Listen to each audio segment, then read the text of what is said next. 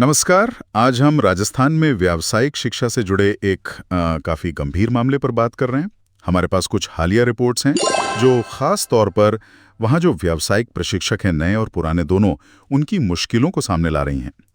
हुआ यह है, देखिए, कि राजस्थान स्कूल शिक्षा परिषद ने हज़ारों स्कूलों में जो व्यावसायिक प्रशिक्षक नियुक्त करने वाली एजेंसियां थीं, उनके कॉन्ट्रैक्ट्स रद्द कर दिए हैं।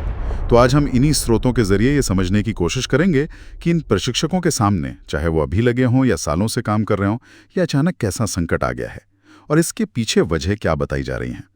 तो शुरुआत करते हैं मुख्य मुद्दे से। परिषद ने, जैसा मैंने कहा, करीब 2903 स्कूलों में व्यावसायिक प्रशिक्षकों से जुड़े अनुबंध खत्म कर दिए हैं और सुनने में ये भी आ रहा है कि बाकी स्कूलों के अनुबंध भी शायद 30 जून तक वो भी खत्म हो सकते हैं। वजह बताई जा रही है इन एजेंसियों की मनमानी, कामकाज में गड़बड़ियां और भ्रष्टाचार की गंभीर शिकायतें। जी, और यहाँ जो भ्रष्टाचार के आरोप हैं वो काफी चौंकाने वाले लगते हैं। रिपोर्ट्स के मुताबिक प्लेसमेंट के लिए बाकायदा दलाल सक्रिय थे।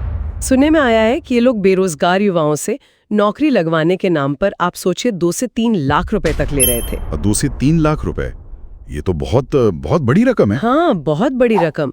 और सबसे दुखद बात यह है कि कई प्रशिक्षकों ने, खासकर जिन्होंने हाल ही में ज्वाइन किया था, पैसे देकर ये नौकरियां लीं और अब कुछ ही महीनों में उनकी नौकरी चली गई। ये तो सीधा सीधा उनके साथ धोखा हुआ है। बिल्कुल, इसका मतलब ये कोई छोटी मोटी गड़बड़ी नहीं, ये तो एक तरह से संगठित तरीके से चल रहा था। आरोप तो कुछ ऐसे ही इशारा कर रहे हैं। और सिर्फ यही नहीं, स्कूलों को जो बजट मिलता था ना, जैसे सामान खरीदने के लिए या छात्रों को कहीं एक्सपोजर विजिट पर ले जाने के लिए या गेस्ट लेक्चर करवाने के लिए, उसमें भी बड़े पैमाने पर हेरफेर की बातें सामने आई हैं। खबरें हैं कि जैसे सामान खरीदने पर सीधा 50% कमीशन बन जाता था, यात्रा बिलों में गड़बड़ी होती थी। तो लगता है कि इस पूरी व्यवस्था में प्रशिक्षकों और छात्रों का हित वो कहीं पीछे छूट गया था। और इसका सबसे बुरा असर जाहिर है इन प्रशिक्षकों पर ही पड़ रहा है। जैसा आपने बताया, जो नए लोग थे जिन्होंने शायद पैसे देकर नौकरी ली, उनकी सेवाएं तो फौरन खत्म कर दी गई, पैसा भी गया, नौकरी भी गई। लेकिन उन पुराने प्रशिक्षकों का क्या, जो शायद सालों से पढ़ा रहे हैं, उनकी क्या स्थिति है? देखिए, उनकी हालत भी बहुत चिंताजनक है।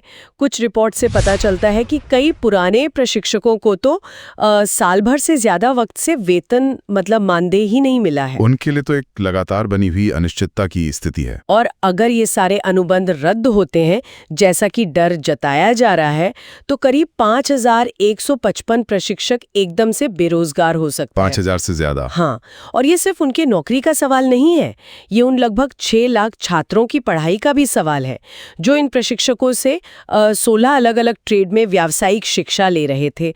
डूंगरपुर, अजमेर, ऐसे कई जिलों से इस तरह की खबरें आ रही हैं। ये असर काफी व्यापक है। जाहिर है, ऐसी स्थिति में ये प्रशिक्षक चुप तो नहीं बैठे होंगे। उनकी तरफ से क्या मांगे उठ रही हैं? कुछ कर रहे हैं वो लोग? बिल्कुल। एक वोकेशनल ट्रेनर्स वेलफेयर एसोसिएशन है, वो मांग कर रहा है कि ये जो ठेका प्रथा है ना, एजेंसियों के जरिए नियुक्ति का जो सिस्टम है, इसे खत्म किया जाए। उनकी खास मांग है कि हरियाणा की तरह एक स्थायी कैडर बनाया जाए। हरियाणा मॉडल, वो क्या है? हाँ, हरियाणा मॉडल का जिक्र इसलिए हो रहा है क्योंकि वहां शायद प्रशिक्षकों को सीधे विभाग के तहत लाया गया है, जिससे उन्हें रोजगार की सुरक्षा और नियमित वेतन मिलता है। बिचौलियों की भूमिका खत्म हो जाती है और प्रशिक्षकों को स्थिरता मिलती है, चाहे वो नए हों या पुराने।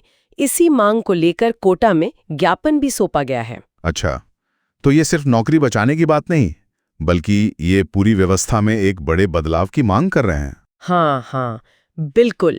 ये समझना जरूरी है, ये मुद्दा सिर्फ कुछ अनुबंध रद्द होने का नहीं है, बल्कि ये पूरी व्यावसायिक शिक्षा प्रणाली की पारदर्शिता और स्थिरता का सवाल है।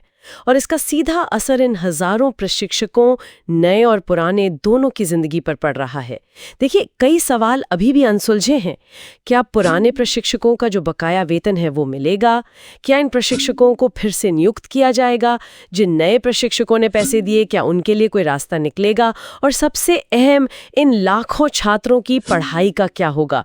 ये सारे सवाल सीधे तौर पर इन प्रशिक्षकों के भविष्य से जुड़े हैं। तो अगर हम संक्षेप में कहें, स्थिति यह है कि भ्रष्टाचार के गंभीर आरोपों के चलते हजारों नए और पुराने व्यावसायिक प्रशिक्षक आज रोजगार के संकट में हैं और लाखों छात्रों की शिक्षा पर एक बड़ा सवालिया निशान लग गया है। सरकार ने कार्रवाई तो की है अनुबंध रद्द करके, लेकिन आगे का रास्ता खासकर इन प्रभावित प्रशिक्षकों के लिए वो अभी बिल्कुल साफ नहीं दिख रहा है। बिल्कुल सही कहा। और यहीं पर एक बड़ा सवाल खड़ा होता है, सोचने वाली बात है। देखिए, भ्रष्टाचार खत्म करना तो बेशक जरूरी है, इसमें कोई दो राय नहीं। लेकिन क्या ये प्रक्रिया इन हजारों प्रशिक्षकों की आजीविका और लाखों छात्रों की शिक्षा की कीमत पर होनी चाहिए?